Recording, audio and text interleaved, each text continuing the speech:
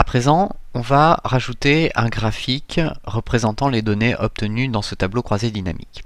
Pour ça, c'est extrêmement simple. Lorsque je clique sur mon tableau croisé dynamique, j'ai un nouvel onglet avec deux onglets différents, Analyse et Création.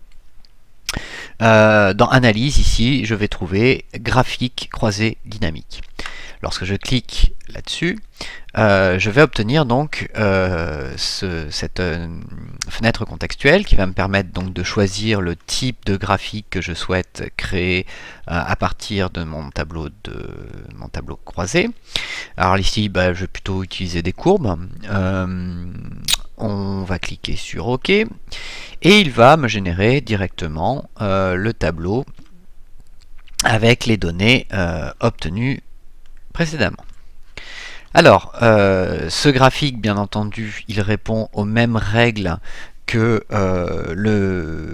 les graphiques qu'on a pu voir dans les formations précédentes, à savoir que vous avez donc un onglet spécifique qui permet de faire un certain nombre de choses, notamment là ici par exemple mes courbes sont un petit peu épaisses et puis les couleurs sont pas tout à fait justes, dans le sens où les températures max sont en bleu et les températures min en orange, ce serait plutôt le contraire. Donc pour revenir sur ces éléments, comme d'habitude, on fait un clic droit directement sur la courbe, mettre en forme une série de données. Dans la version Excel 2013, on a un nouvel onglet qui s'ouvre sur la droite, avec ici l'option pot de peinture. C'est pas tout à fait présenté de la même manière dans les versions précédentes, mais on retrouve les mêmes options. Donc ici, ce premier graphique, je vais le mettre plutôt en rouge orangé, quoi. On est sur des valeurs chaudes, donc il faut une couleur plutôt chaude, même rouge. Y aller. La largeur, donc je vais diminuer un petit peu la largeur de mon trait parce que là j'y vois pas grand chose. C'est pas bien précis, donc je vais aller sur quelque chose d'assez fin comme ceci. Je vais faire la même chose pour mon trait gris. Je vais diminuer pareil à un point. Et la même chose pour mes températures minimum. Et que je vais passer cette fois-ci en bleu. Voilà, ça sera quand même beaucoup plus juste.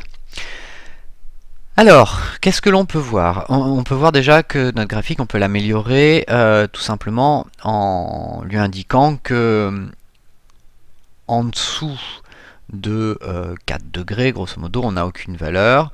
Donc pour ça, on va aller tout simplement, il va falloir faire un clic droit sur cet élément.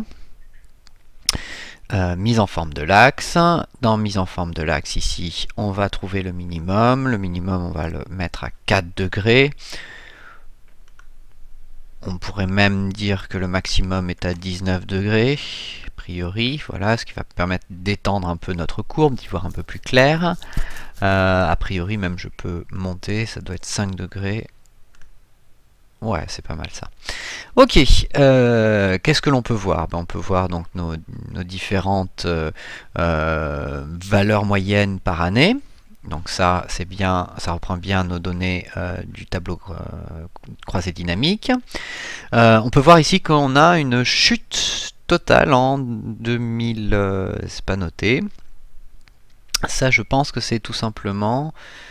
Voilà, en 2014, j'ai une chute, c'est tout simplement parce que je pense que mes données sont incomplètes pour la dernière année. C'est-à-dire que je dois avoir que les données hivernales et non les données de l'été. Donc pour ça, on va dans les étiquettes de ligne ici. Et je vais supprimer supérieur au 1er juin 2015, je vais décocher 2015 et ça devrait régler peut-être le problème. Et voilà, c'est ce que ça fait. Ça m'a viré 2015, donc qui étaient des données incomplètes, vu que lorsqu'on fait la vidéo, là on est en plein 2015. Donc on n'a pas encore les données de cet été, et c'est pour ça que la courbe est particulièrement basse.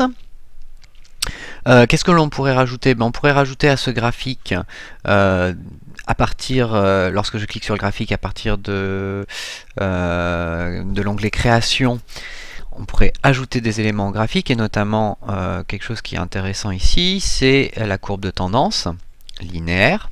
qui va nous montrer que a priori depuis 1900 jusqu'à donc 2014 on a une courbe qui est progressivement à la hausse, donc c'est peut-être ça que l'on voit avec le réchauffement climatique. Voilà. Qu'est-ce que l'on peut voir d'autre? Je pense que là déjà on a fait pas mal le tour de la question. Si jamais ce qui est ça, c'est plutôt bien. Si jamais je modifie des éléments dans mon tableau croisé dynamique, par exemple, si je sélectionne uniquement par exemple de l'année 1900 à 1901, je vais obtenir donc mon graphique directement sans avoir besoin de le reconstruire, et ça autant de fois que je le veux. Si je modifie après par contre trop en profondeur mon tableau croisé dynamique, par contre on va peut-être reconfigurer correctement bien sûr le graphique qui va avec. Voilà, donc rien de bien compliqué, de bien nouveau finalement, si ce n'est que on peut rajouter un graphique croisé dynamique à un tableau croisé dynamique pour avoir sa représentation graphique. Voilà, je vous propose de passer à la suite et donc à la vidéo suivante.